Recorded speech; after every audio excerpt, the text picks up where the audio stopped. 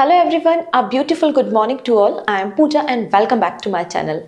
आज की वीडियो में हम 24 जुलाई के सभी इंपॉर्टेंट करंट अफेयर डिस्कस करेंगे, लेकिन सबसे पहले बात करेंगे कुछ इंपॉर्टेंट एमसीक्यू पे। और ये एमसीक्यू बेस्ड है हमारे इकोनॉमी सर्वे से। आई होप आप लोगों ने ये दोनों वीडियोस कवर कर लिए होंगे, नहीं किए हैं तो आज ही इनको देख लेना। यहाँ से आपको 100% आपके आने वाले एग्जाम में क्वेश्चन मिलेगा ही मिलेगा, क्योंकि ये आपके सिलेबस का पार्ट होता है बजट एंड इकोनॉमी सर्वे। ठीक है, आप कोई भी एग्जाम दे रहे हो, ऐसा नहीं कि बैंकिंग एग्जाम के लिए है। आप अगर एसएससी एग्जाम दे रहे हैं, रेलवे एंड डिफेंस एग्जाम दे रहे हैं, तो भी बजट और इकोनॉमी सर्वे आपके सिलेबस का पार्ट होता है। और ये दोनों वीडियो मैंने कवर करा दिए हैं। ठीक है, सारे हाइलाइट्स इकोनॉमी सर्वे के और बजट के कंप्लीट हो चुके हैं। आप इन वीडियोस को जाकर देख सकते हैं। जो हमारा करंट अफेयर्स वाली प्लेलिस्ट है ना, उसी में इन वीडियो को डाला गया है, आप इनको देख लीजिएगा। ठीक है, अब यहाँ पे हम थोड़े से क्वेश्चन देखते हैं इकोनॉमी सर्वे से। क्वेश्चन सिंपल लिखा रहेगा, according to the economy survey. ये तो लिखा ही रहेगा कि according to the economy survey What is the projected real GDP growth for India according to the economy survey? तो यहाँ पर GDP growth इन्होंने क्या प्रिडिक्ट की है, कितना इन्होंने एस्टिमेट किया है कि FY25 जो अभी हमारा रनिंग फाइनेंशियल ईयर है, इसमें कितना जीडीपी रहेगा। तो आंसर है 6.5 से लेकर 7% इन्होंने एस्टिमेट किया है, एक प्रोजेक्शन दिया है। तो 6.5 to 7%, मतलब ऑप्शन सी बिल्कुल करेक्ट है। ठीक है, नेक्स्ट रहेगा according to the economy survey how much did India's real GDP growth by in FY24। तो हमारा जो फाइनेंशियल ईयर खत्म हो गया है, 2023-24 का जो फाइनेंशियल ईयर ऑलरेडी खत्म हो चुका है, उसमें हमारी रियल जीडीपी क्या थी ये पूछा गया है। आंसर हो जाएगा 8.2%। ये again according to the economy survey, option C बिल्कुल करेक्ट हो जाएगा। नेक्स्ट है according to the economy survey what percent of tax was collected from direct tax in FY24। तो डायरेक्ट टैक्स कलेक्शन कितना हुआ है? तो 55% आप देखोगे कि डायरेक्ट टैक्स कलेक्शन हुआ है। मतलब अगेन यहाँ पर ऑप्शन नंबर सी आपका करेक्ट हो रहा है, ऑप्शन सी। ठीक है, What is the valuation of India's pharmaceutical market according to the economy survey? तो आंसर हो जाएगा यहाँ पे $50 बिलियन। इन्होंने कहा है कि हमारा फार्मा मार्केट है इतना, हमें इतना ऐसे ग्रो करना, इसकी वैल्यूएशन इतनी है। ऑप्शन सी बिल्कुल करेक्ट हो जाएगा। नेक्स्ट है according to the survey how many mental disorder are covered under the Ayushman Bharat Pradhanmantri Jan Arogya Yojana.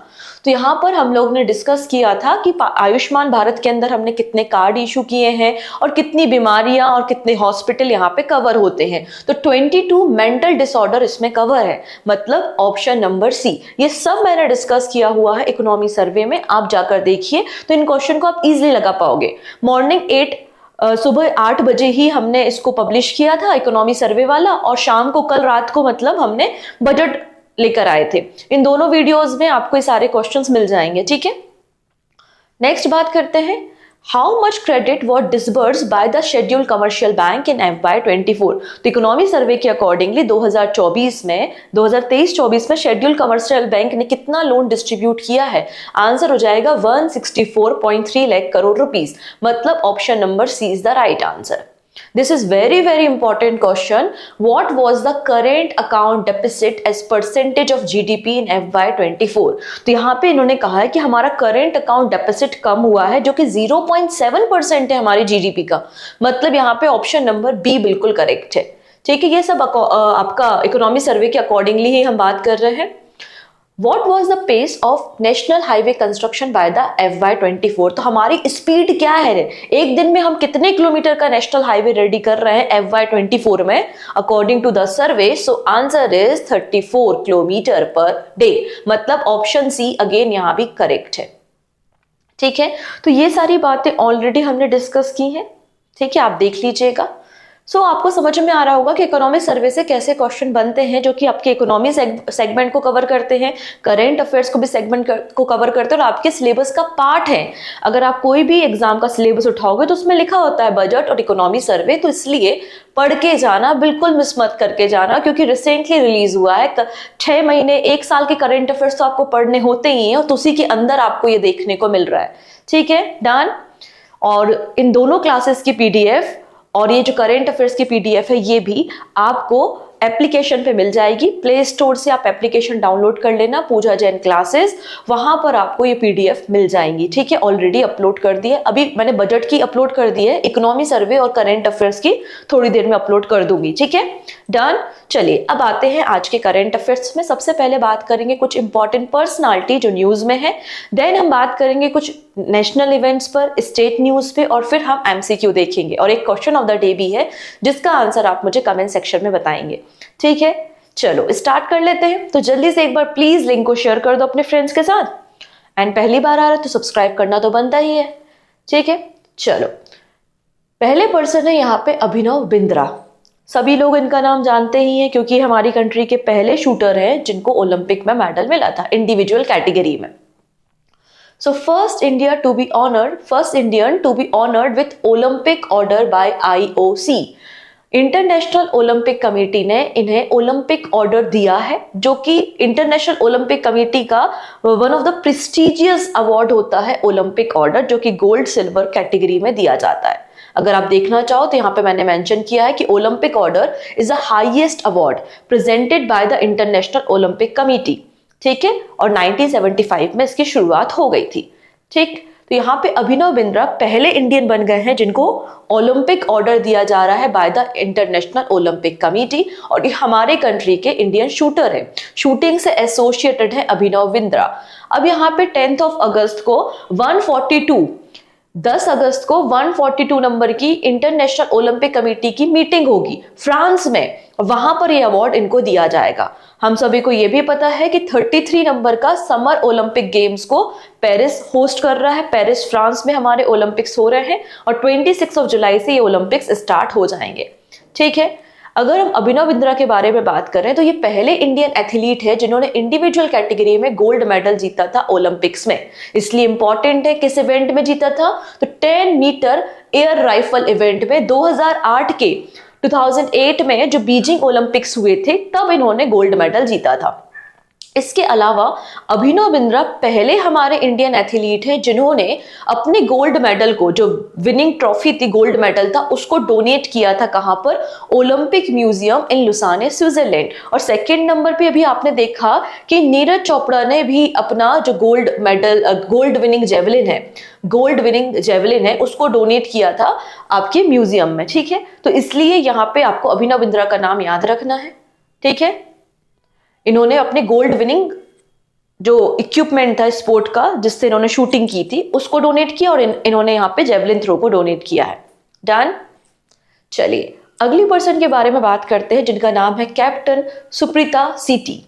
ठीक है, मैसूर से बिलोंग करती हैं ये, और इन्होंने हिस्ट्री क्रिएट कर दी है। Second Indian army women and the first from AAD मतलब आर्मी एयर डिफेंस, जिन्हें डिप्लॉय किया गया है सियाचिन ग्लेशियर में। बिल्कुल कंफ्यूज मत होना, ये पहली वीमेन नहीं है जिनको सियाचिन ग्लेशियर में डिप्लॉय किया गया हो, क्योंकि फर्स्ट इंडियन वीमेन ऑफिसर जिनको सियाचिन ग्लेशियर में डिप्लॉय किया गया, उनको उस पोस्ट पे भेजा गया, तो वो थी कैप्टन शिवा चौहान। ये कैप्टन शिवा चौहान पहली इंडियन फीमेल है।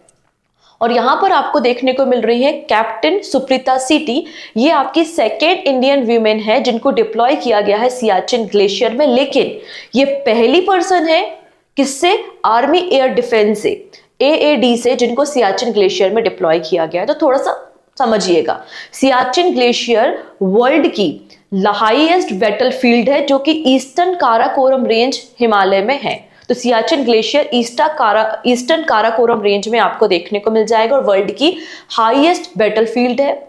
जब हमने ऑपरेशन मेघदूत को लॉन्च किया था 1984 में, तो India launch operation Meghdoot in 1984 to capture the Siachen glacier in Kashmir from Pakistan, और सक्सेसफुली हमने इस पे कंट्रोल पा लिया था। It is the second longest glacier in the world in the non polar area. Polar area को हटा दो, तो जो नॉन पोलर एरिया है, तो वर्ल्ड का second longest glacier Siachen glacier आपको देखने को मिल जाएगा।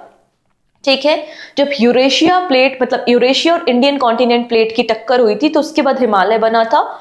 ठीक है, अगर हम देखते हैं नुब्रा रिवर, तो नुब्रा रिवर ओरिजिनेट होती है सियाचिन ग्लेशियर से। ये तो हो गया second longest glacier in the world non polar area, लेकिन first longest glacier in the world कौन सा है, तो फर्स्ट लॉन्गेस्ट ग्लेशियर आपको मिल जाएगा फेडचेंको ग्लेशियर, फेडचेंको ग्लेशियर जो कि याजुलिम रेंज तजाकिस्तान में है और ये longest glacier in the world जो कि नॉन पोलर एरिया में है। क्लियर है? तो आपको शिवा चौहान का नाम भी याद रखना है क्योंकि शिवा चौहान पहली फीमेल ऑफिसर है जिनको डिप्लॉय किया गया सियाचिन ग्लेशियर में। एंड सेकेंड वीमेन ऑफिसर आपको कैप्टन सुप्रीता सीटी देखने को मिल गई है जो कि मैसूर से है और ये सेकेंड इंडियन आर्मी वीमेन है जिनको डिप्लॉय किया गया है सियाचिन ग्लेशियर में। ठीक है, तो दोनों बातें आपको समझ में आ गई। चलिए नेक्स्ट है, who among the following has joined play sports as a brand ambassador. तो प्ले स्पोर्ट के ब्रांड एम्बेसडर किसे बनाया गया है? तो 3 नाम है, सानिया मिर्जा का नाम है, मैरी कॉम का नाम है, ठीक है, सानिया मिर्जा है, इसके अलावा यहाँ पे रणविजय सिंह। तो ये 3 नाम आपको देखने को मिल जाएंगे। कौन कौन? सानिया मिर्जा, मैरी कॉम एंड रणविजय सिंह। मतलब ऑप्शन डी बिल्कुल करेक्ट हो जाएगा। ये तीनों लोग आप यहाँ पे देख सकते हैं। ये है 6 time grand slam winner and former world number 1 tennis player Sania Mirza.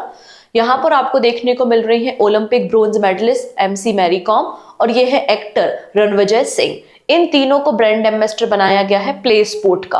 अभी प्ले स्पोर्ट क्या होता है? तो प्ले स्पोर्ट ये वर्क करता है स्कूल के साथ और स्पोर्ट एक्टिविटी, स्पोर्ट में बच्चों को इनकरेज करने का काम, डिफरेंट एकेडमिक जो आपका एकेडमिक स्पोर्ट्स एक्टिविटीज होती है वो सब कराने का काम करेगा। So play sports objective is to create sustainable sports ecosystem in India by working with school, developing sports, managing sport infrastructure, running academies and scouting talent from grassroots। ये sports play sport का objective है। इसका purpose केवल sport का infrastructure boost करना है हमारी country में, यूथ को ट्रेनिंग प्रोवाइड करना है, इनकरेज करना है और यहाँ पर पायलट बेसिस पे इसको लॉन्च किया गया था दिल्ली, NCR और जयपुर में। ठीक है, धीरे धीरे फिर ये एंटायर कंट्री में एग्जीक्यूट होगा। चलिए अब एक और बुक है जिसका नाम है Jamshedji Tata, Jamshedji Tata powerful learning for corporate success. इस बुक को रिसेंटली लॉन्च किया गया है। ठीक है, इस बुक में बेसिकली बताया गया है किस तरीके से यहाँ पर इम्प्रेस मिल से लेकर आयरन एंड स्टील प्लांट तक, IISc बेंगलुरु से लेकर ताज होटल तक किस तरीके से जमशेदजी टाटा का विजन था और इन्होंने क्या काम किया। तो यहाँ पे जो इनसाइट है, क्या इनके प्रिंसिपल थे एज अ एंटरप्रेन्योर, आपको क्या प्रिंसिपल फॉलो करने चाहिए, तो वो सारी बातें इस बुक में रिसर्च करके लिखी गई हैं। और इस बुक के ऑथर कौन है? तो R Gopal Krishnan and Harish Bhatt. R Gopal Krishnan and Harish Bhatt आपको इसके ऑथर देखने को मिल जाएंगे। डन। नेक्स्ट नाम आता है KB Subramanian, appointed as a federal Bank MD and CEO। तो रिसेंटली RBI ने अप्रूवल दिया है। क्या अप्रूवल दिया है? कि फेडरल बैंक के न्यू MD एंड CEO कौन होंगे? आंसर हो जाएगा कृष्णा वेंकट सुब्रमण्यम और इनका टेन्योर 3 इयर्स के लिए होगा एंड टेन्योर स्टार्ट होगा 23 सितंबर से। 23 सितंबर से इनका टेन्योर स्टार्ट किया जाएगा under the section 35B of the banking regulation act 1949। So banking regulation act 1949 का जो सेक्शन नंबर 35B है उसके अंदर प्रोविजंस होते हैं appointment of chairman, managing director और chief executive officer to any Indian private sector bank और उसके लिए RBI की अप्रूवल की रिक्वायरमेंट होती है। तो इस तरीके से हमारे बैंक्स में MD एंड CEO की अपॉइंटमेंट की जाती है। तो फेडरल बैंक के MD और CEO किसे बनाया गया है? KB सुब्रमनियन को बनाया गया है। अगर हम फेडरल बैंक के बारे में बात करें तो ये आपका प्राइवेट सेक्टर फेडरल बैंक जिसको सेटअप किया गया था as a Travancore federal bank limited 23 April 1931 में। बाद में हमने इसको रीनेम किया 1949 में as a federal bank limited और उसके बाद इसे शेड्यूल कमर्शियल बैंक की कैटेगरी में इंक्लूड किया in July 1970। Headquarter Kochi Kerala में है। टैगलाइन है यूर परफेक्ट बैंकिंग पार्टनर। फिलहाल जो MD एंड CEO है वो श्याम श्रीनिवासन है और श्याम श्रीनिवासन को ही KB सुब्रमण्यम रिप्लेस करने वाले हैं। KB सुब्रमण्यम किसको रिप्लेस करेंगे? श्याम श्रीनिवासन को करेंगे और ये longest serving managing director of the bank बन चुके हैं। 2010 से मैनेजिंग डायरेक्टर है श्याम श्रीनिवासन। ओके, चलिए अब यहाँ पे 2 और इंपॉर्टेंट नाम देखेंगे। पहला नाम आता है विभूति भूषण नायक। ये है विभूति भूषण नायक, जिन्हें न्यू प्रेसिडेंट बनाया गया है ICMAI का फॉर 24-25। वहीं वाइस प्रेसिडेंट बनाया गया है TCA श्रीनिवासा प्रसाद को। तो यहाँ पे आपको प्रेसिडेंट और वाइस प्रेसिडेंट दिख रहे हैं। अब यहाँ पे बात हो रही है ये ICMAI है क्या, इसको भी हम समझेंगे। आप देखेंगे Vibhuti Bhushan Nayak has been elected the new president of institute of cost accounts of India. ICMAI का मतलब क्या होता है? Institute of cost accounts of India. 2024-25 के लिए इन्हें बनाया गया है प्रेसिडेंट, और ये किसको सक्सीड कर रहे हैं? अश्विन दलवादी को सक्सीड कर रहे हैं। ठीक है, यहां पर बात हो रही है institute of cost accounts of India के बारे में। ऐसा स्टैच्यूटरी बॉडी इससे सेटअप किया गया था 1959 में, 1959 में, under the provision of the cost and work accounts act 1959। अब ये जो बॉडी है ICMAI, ये वर्क करती है under the union ministry of corporate affairs. अभी कॉस्ट अकाउंटिंग क्या होती है? तो कॉस्ट अकाउंटिंग में पर्टिकुलर ऑर्गेनाइजेशन किसी कंपनी के एनालिसिस को करती है, रिपोर्ट को पब्लिश करती है कि आपकी कंपनी का कॉस्ट स्ट्रक्चर क्या है। कॉस्ट अकाउंटिंग का ये मतलब होता है कि कंपनी की स्पेंडिंग कितनी है, कितना हमने खर्चा किया है, कितना हमने अर्न किया है, कहाँ पे मनी को हमने गेन किया है, कहाँ पे लॉस किया है। तो इसका प्रॉपर एनालिसिस करना, रिपोर्टिंग करना कॉस्ट अकाउंटिंग कहलाता है। ठीक है, the institute of cost accounts of India is the regulator of the cost and accounting management in India. ठीक, ये आपका second largest cost and management accounting body मिलेगी in the world and largest in the Asia. Headquarter Kolkata West Bengal में, और इसके कुछ regional offices भी हैं, 4 कोलकाता में, दिल्ली में, मुंबई में और चेन्नई में। ठीक है, एक और पर्सन है जिनको हम शॉर्ट में डिस्कस करेंगे, इनका नाम है किरण पहल। ठीक है, किरण पहल, और रिसेंटली इन्होंने गोल्ड मेडल जीता है वीमेंस कैटेगरी में 200 metre at summer athletics championship या कंपटीशन, जो कि वॉर्सो पोलैंड में हो रहा था। और इन्होंने बेसिकली इस कंपटीशन में इनका ये बेस्ट रिकॉर्ड आप बोल सकते हैं। तो Kiran Pahal won gold medal in the women's 200 metre at the 2024 summer athletics competition, जो कि कहाँ हो रहा था? वॉर्सो पोलैंड में हो रहा था, और इनकी जो टाइमिंग थी वो 23.33 सेकेंड की थी। This is the best performance by an Indian athlete this year. तो बस आपको याद रखना है किस स्पोर्ट से एसोसिएटेड है, बाकी ज्यादा कुछ पढ़ने की जरूरत नहीं है। ठीक है, एथलीट है। चलिए अब बात करते हैं कुछ नेशनल इवेंट में। सबसे पहली चीज, यहाँ पर 46 नंबर की यूनेस्को वर्ल्ड हेरिटेज कमेटी की मीटिंग स्टार्ट हो चुकी है, एंड इंडिया फर्स्ट टाइम इस मीटिंग को होस्ट कर रहा है। और यहाँ पर एड्रेस किया गया किसके द्वारा? प्राइम मिनिस्टर मोदी के द्वारा। एंड प्राइम मिनिस्टर मोदी ने अनाउंस किया है कि हम $1 मिलियन ग्रांट करेंगे यूनेस्को वर्ल्ड हेरिटेज सेंटर के लिए। ठीक है, ये अनाउंसमेंट किया गया, आप देख सकते हैं। Prime minister Narendra Modi announced India's contribution of $1 million to the UNESCO World Heritage Center to support heritage conservation globally, especially global South में जो वर्ल्ड हेरिटेज सेंटर्स हैं या वर्ल्ड हेरिटेज साइट्स हैं, उनको कंजर्व करने के लिए, उनको प्रोटेक्ट करने के लिए $1 मिलियन ग्रांट देगा गवर्नमेंट ऑफ इंडिया। इसका पर्पस क्या है? इसका पर्पस है कि हम यहाँ पे कैपेसिटी बिल्डिंग करेंगे, टेक्निकल असिस्टेंट प्रोवाइड करेंगे एंड कंजर्वेशन करेंगे वर्ल्ड हेरिटेज साइट का। इसके अलावा प्राइम मिनिस्टर मोदी ने हाईलाइट किया अपनी स्पीच में कि ऑलरेडी हमने वर्ल्ड की कुछ इंपॉर्टेंट हेरिटेज साइट को असिस्टेंट प्रोवाइड किया है और उनको हमने कंजर्व किया है, प्रोटेक्ट किया है। इन्होंने मेंशन किया अंगोर वाट टेम्पल जो कि कंबोडिया में है, चाम टेम्पल इन वियतनाम एंड बागान स्तूपा इन म्यांमार। तो आपको याद रखना है, वो डायरेक्टली पूछेगा बगान स्तूप कहाँ है, चाम टेम्पल कहाँ है। अंगोर वाट टेम्पल तो सभी को पता ही कि कंबोडिया में है। तो थोड़ा सा जब स्पीच में कोई चीज आ जाती है तो आपको इन 3 साइट्स के बारे में पता होना चाहिए। नाउ बात करते हैं इसी कमेटी की मीटिंग में हमने यहाँ पे अपनी साइट को नॉमिनेट किया है जिसका नाम क्या है? चराई देव मैडम। ठीक, ये जो चराई देव मैडम है ये आसाम में है और इनको नॉमिनेट किया गया है to become North East India's first UNESCO World Heritage Site in Culture category। Already UNESCO world heritage site north eastern state में है, लेकिन पहले ये कल्चरल कैटेगरी में साइट है जिसको नॉमिनेट किया गया है। ठीक है, और अगर अप्रूवल मिल जाता है तो ये हमारी कंट्री की 43rd नंबर की वर्ल्ड हेरिटेज साइट होगी। अप्रूवल मिलने के बाद ये हमारी कंट्री की 43rd नंबर की वर्ल्ड हेरिटेज साइट होगी, जो कि ज्वाइन करेगी काजीरंगा नेशनल पार्क और मानस नेशनल पार्क, जो कि नॉर्थ ईस्टर्न स्टेट में आपको देखने को मिलेंगे। यूनेस्को वर्ल्ड हेरिटेज लिस्ट में शामिल है, बट नेचुरल कैटेगरी में शामिल है। कल्चरल कैटेगरी में पहली साइट बन जाएगी चराइदेव मैडम, ठीक है। इसको पिरामिड ऑफ असम भी कहा जाता है, और 90 रॉयल बरियल माउंट आपको यहाँ पे मिलेंगे, जो कि अहोम किंगडम से बिलोंग करते हैं। अहोम किंगडम की जो रॉयल फैमिली थी, उनके लोगों को यहाँ पे दफनाया गया है। बरियल साइट बेसिकली आपको देखने को मिल जाएगी। डन इतनी चीजें। कुछ की फैक्ट्स देख लेते हैं अहोम किंगडम के बारे में। पहली चीज, अहोम किंगडम की स्थापना कब हुई थी? तो 1228 में ब्रह्मपुत्र वैली में, आसाम में अहोम किंगडम को स्टेब्लिश किया गया था। एंड फाउंडर कौन थे? तो आप देखेंगे फाउंडर का नाम थोड़ा सा याद रख लीजिएगा, चाओलुंग सुकापा। इन्होंने 13th सेंचुरी में अहोम किंगडम की स्थापना की थी और लगभग 600 ईयर्स तक अहोम किंगडम ने रूल किया। उसके बाद जब बैटल होता है यहाँ पे वर्मा मतलब एंग्लो वर्मा बैटल जब होता है, तो ट्रिटी ऑफ यांडाबू साइन होती है। एंड ट्रिटी ऑफ यांडाबू के बाद 1836 में इस एरिया को एनेक्स कर लिया जाता है।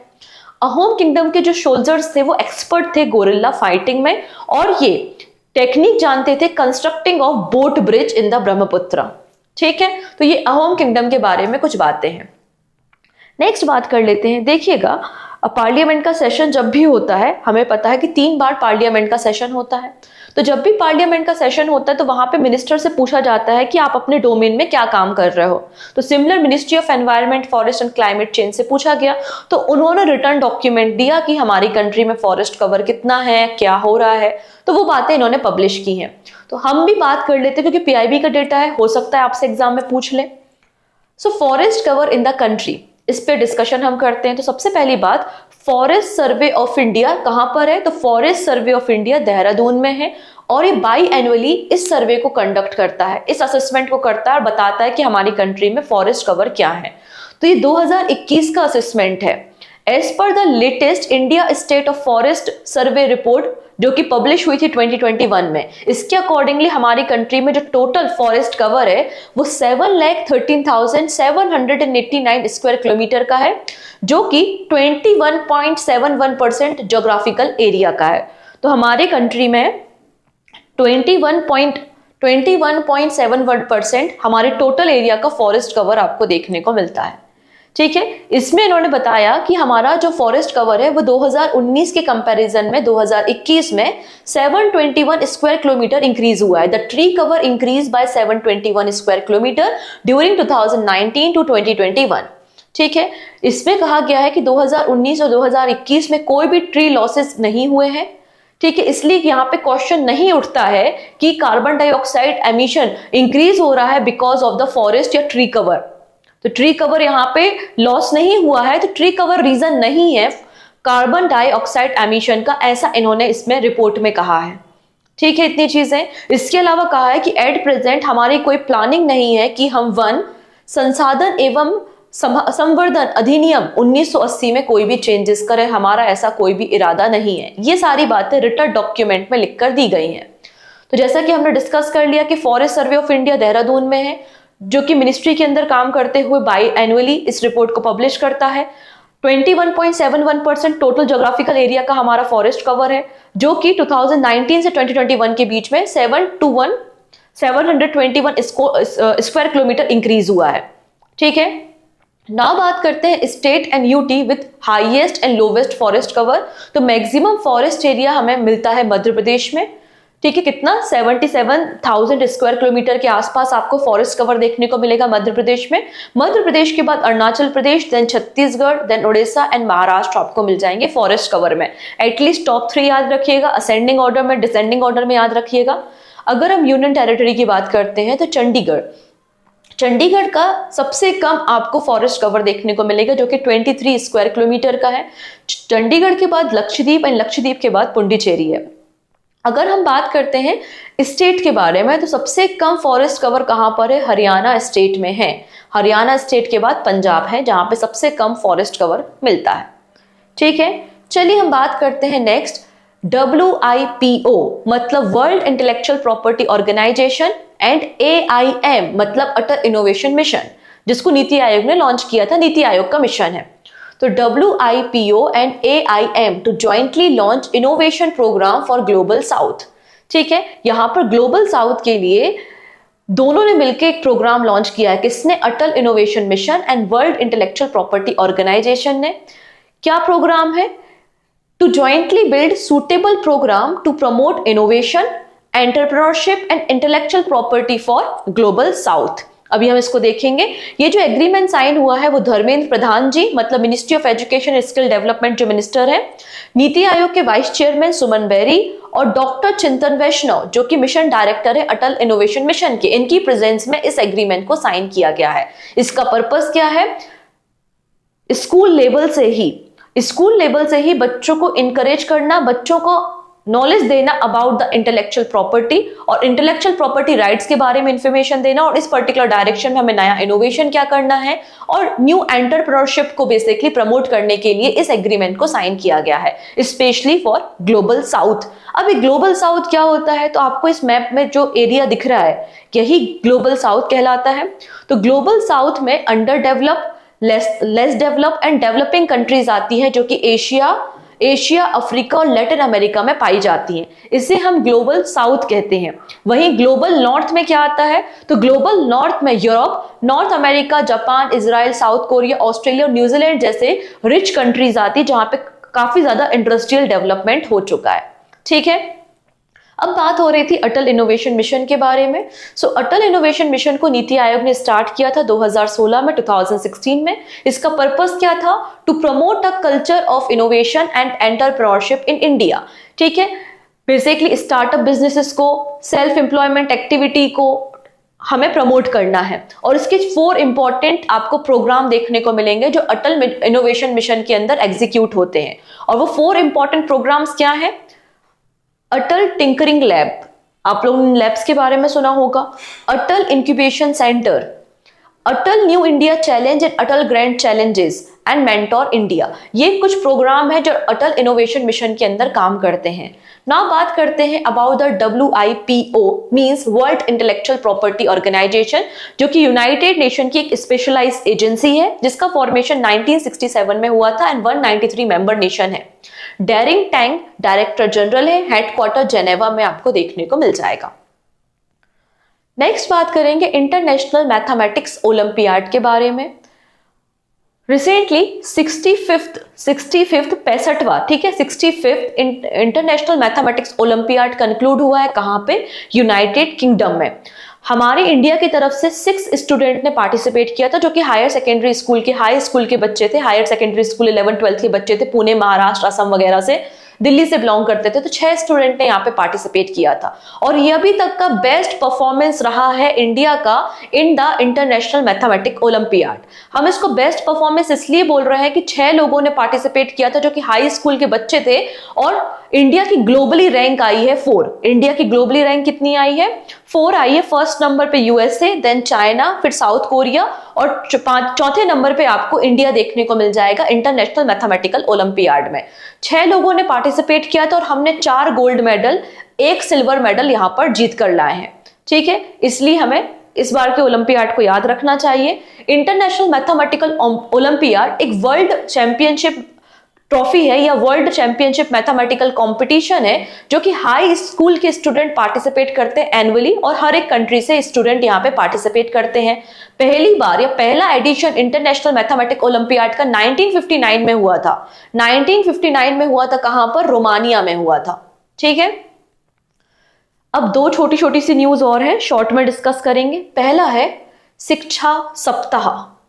देखिएगा, न्यू एजुकेशन पॉलिसी हमने 2020 में लॉन्च की थी और न्यू एजुकेशन पॉलिसी की 4th एनिवर्सरी सेलिब्रेट हो रही है। इसलिए यहाँ पर डिपार्टमेंट ऑफ स्कूल एजुकेशन ने डिसाइड किया है कि पूरा वीक हम शिक्षा सप्ताह सेलिब्रेट करेंगे 22 जुलाई से लेकर 28 जुलाई के बीच में।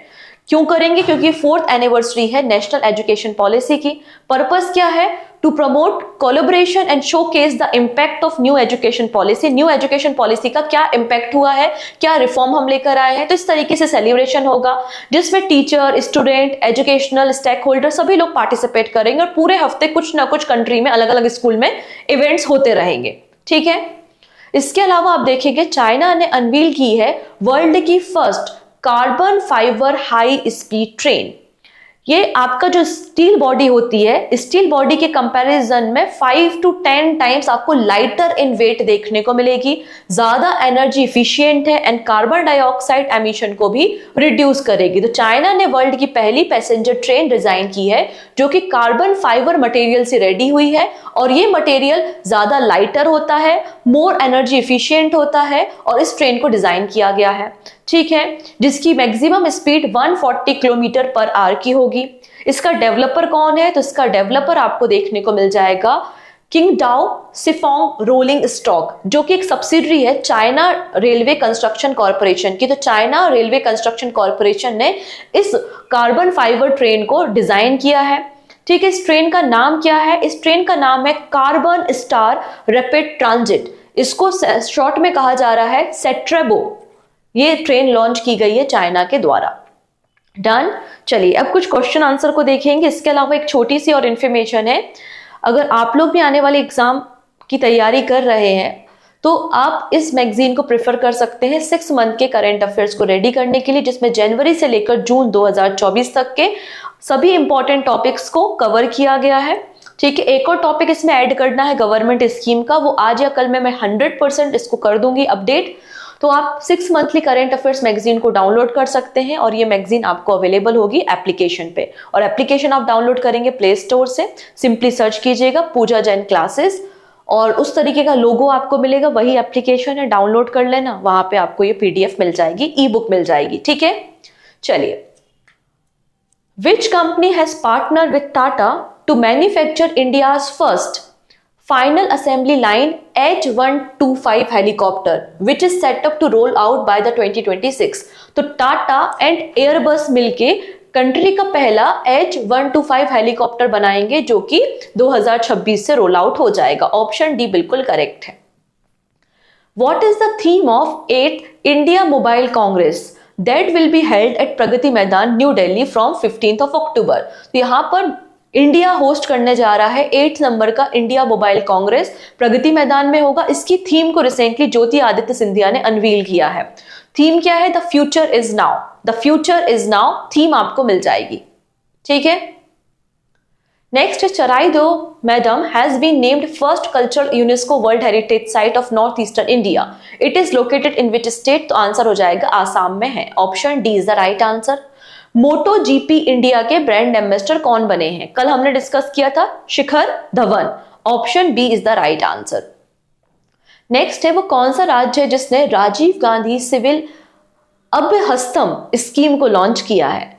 याद कीजिए, सिविल सर्वेंट को जो प्रीलिम्स क्वालिफाई करके मेंस में अपियर हो रहे हैं उनको फाइनेंशियल सपोर्ट प्रोवाइड किया जाएगा। ये स्कीम तेलंगाना गवर्नमेंट की है। Option A.